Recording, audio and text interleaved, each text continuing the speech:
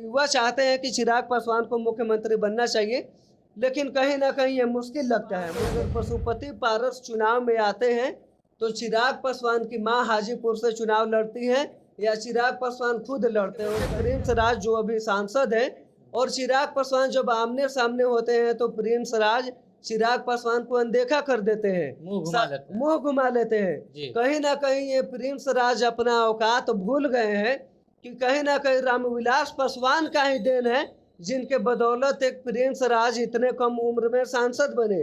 अगर आप राजनीति के चलते अगर आपका परिवार बर्बाद हो रहा है तो कहीं ना कहीं आपके अंदर एक घमंड है, और प्रिंस राज के अंदर जो एक घमंड है, कहीं ना कहीं उनका घमंड चकनाचूर हो जाएगा। नमस्कार, आप सत्याग्रह टाइम्स देख रहे हैं और मैं हूं विकास कुमार। आज हम बात करेंगे चिराग पासवान और पशुपति पारस जी के बारे में, जो कि हाजीपुर सीट के लिए पूरा दोनों चाचा और भतीजा एक ही साथ लड़े हुए हैं। और इस चीज़ पे हमारे बीच में सानू पांडे जी हैं, इसी पे बात करते हैं सानू पांडे जी से। आप क्या कहिएगा सर कि दोनों चाचा भतीजा में जो भी अनबनी चल रही है, इस पर क्या कहिएगा आप?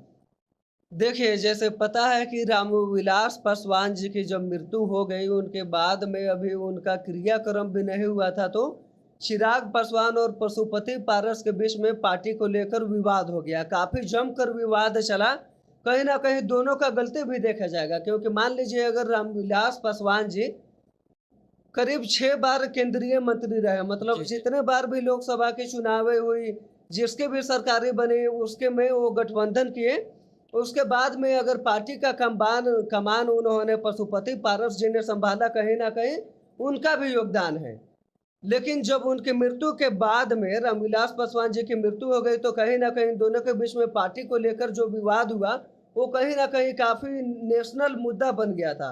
चिराग पासवान जी को भी पार्टी का लोग पकड़ लिया और पशुपति पारस को भी पकड़ लिया। लेकिन चिराग पासवान को भी सोचना चाहिए था कि जिस रामविलास पासवान के चलते उनके परिवार के कई लोग सांसद बने, नाम हुआ, उनकी पार्टी चले, उसमें उनके चाचा की भी अहम भूमिका रही, तो वो भी चाहते तो अपने चाचा का बात मानकर पार्टी चला सकते थे।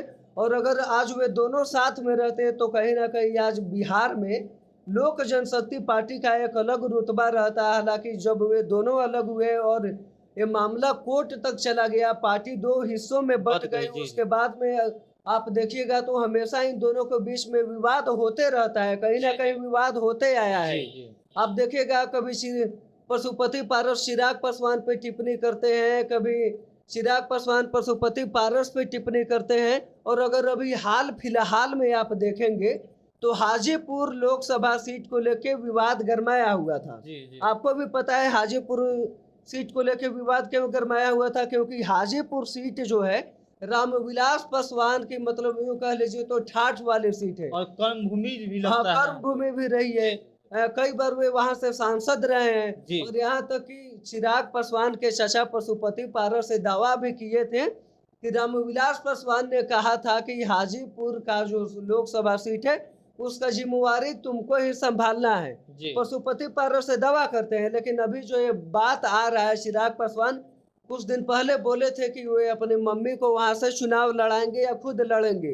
तो कहीं ना कहीं देखना यह है कि एनडीए का गठबंधन हो चुका है, तो देखना यह है कि वहां से अगर पशुपति पारस चुनाव में आते हैं तो चिराग पासवान की मां हाजीपुर से चुनाव लड़ती है या चिराग पासवान खुद लड़ते हैं, और कहीं ना कहीं बिहार का सबसे हॉट सीटें माना जाएगा। जी। हाँ, उसी पर हम बात करते हैं। देखिए, अभी हाल फिलहाल में 18 तारीख को प्रधानमंत्री जो हमारे माननीय नरेंद्र मोदी जी हैं, वो बैठक कराए हुए थे पार्टियों का गठबंधन करने के लिए, जिसमें चिराग पासवान को बहुत अहम भूमिका दिया गया, जिसमें कि चिराग पासवान को बहुत आगे तक बढ़ाया जा चुका था। प्रधानमंत्री जी के द्वारा समझिए कि गले लगाना, पैर छूना, और उसी जगह पे पशुपति पारस जी भी थे, जिसमें चिराग पासवान बहुत आदर संस्कार करके जाकर उनसे प्रणाम पाती किया, जो भी अपना फर्ज निभाया।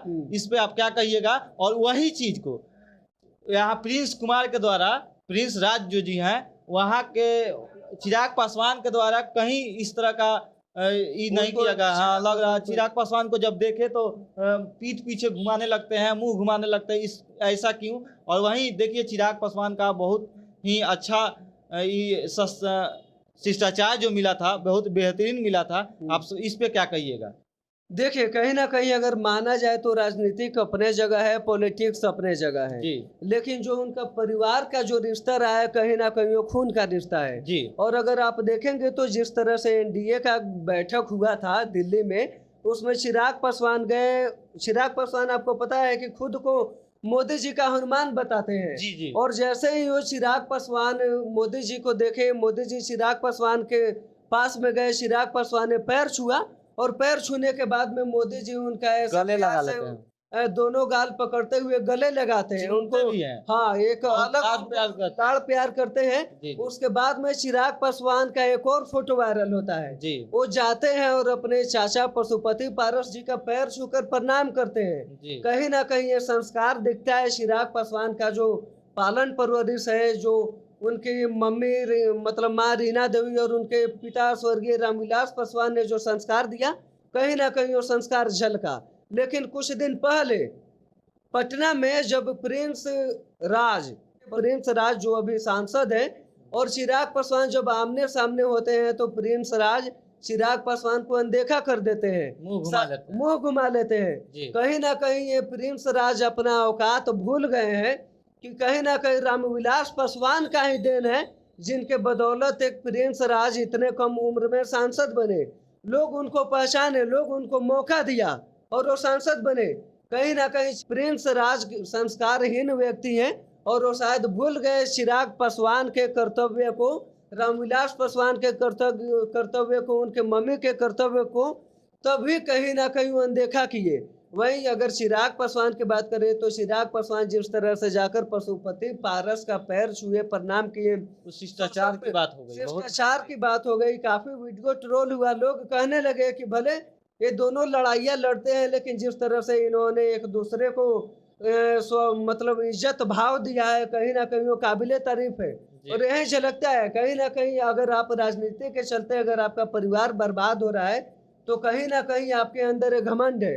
और प्रिंस राज के अंदर जो एक घमंड है, कहीं ना कहीं उनका घमंड चकनाचूर हो जाएगा, क्योंकि कहीं ना कहीं रामविलास पासवान का देन है, जिनके चलते वो सांसद बने हैं। कहीं ना कहीं चिराग पासवान का देन है, जिसके चलते वो सांसद बने हैं। तो प्रिंस राज को अपना औकात नहीं भूलना चाहिए। देखिए आज बिहार में तेजस्वी जी हैं और चिराग जी हैं। समझिए कि दोनों में सबसे तेज और तड़ाकू एजुकेटेड एवं शिक्षित परिवार में सबसे ज़्यादा चिराग जी हैं। हाँ। इसमें देखा जाए तो अगर मुख्यमंत्री का चेहरा दिखा दिया जाए तो सबसे पहले हमको लगता है लोक जनशक्ति पार्टी जो है, राष्ट्रीय पार्टी है, इसमें सरकार अपना मुख्यमंत्री दावेदार करती है चिराग पासवान को, तो बहुत बेहतरीन बीजेपी यहाँ सरकार बना सकती है।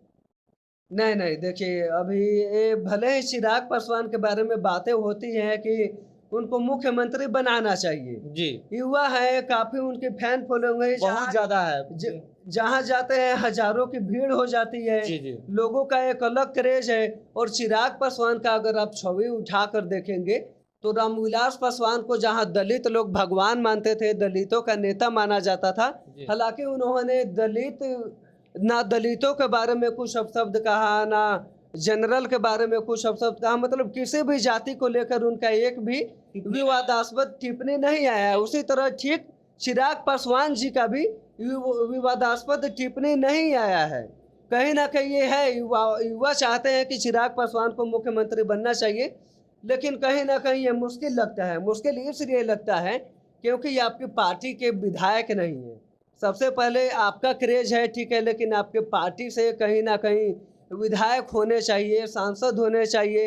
हालांकि तेजस्वी यादव के बारे में जिक्र किए, तो तेजस्वी यादव और चिराग पासवान दोनों का क्रेज बराबर है। हालांकि तेजस्वी यादव लालू यादव जी के बेटे होने के चलते, और कहीं ना कहीं उनको मौका मिला राजद को संभालने का, राजद को संभाले, जिसके चलते आज वो सत्ता में है, बिहार के उप मुख्यमंत्री हैं, स्वास्थ्य मंत्री हैं। कहीं ना कहीं उनका जो एक पिछला बैकग्राउंड था, उसके चलते उनको काफ़ी सपोर्ट मिला है और वो यहाँ तक आए हैं। लेकिन चिराग पासवान के लिए मुश्किल होगी, हो सकता है। आने वाले समय में अगर चिराग पासवान मेहनत करे, जन समर्थन करे, लोगों के साथ घूमे, उनके साथ में, तो हो सकता है कि 2025 में तो नहीं, लेकिन 2030-35 में बिहार में वे मुख्यमंत्री बन सकते हैं, ऐसा अंदाजा लगाया जा सकता है।